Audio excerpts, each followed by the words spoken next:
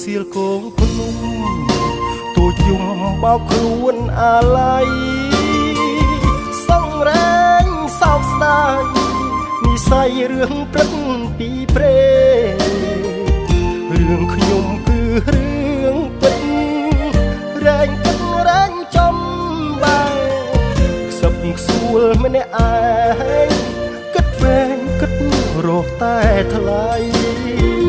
អូននៅទីណាអូននៅទីណាអូនបងនឹកស្ទើសូនស្ទើសូនចិត្តកាយទ្រាំរីងរៃគួស្នេហ៍ឬមិនស្នេហ៍ឲ្យតែប្រាប់មកថ្លៃត្រូវខំមិនធ្វើហេតុអ្វីទៅស្ងាត់ចោលបង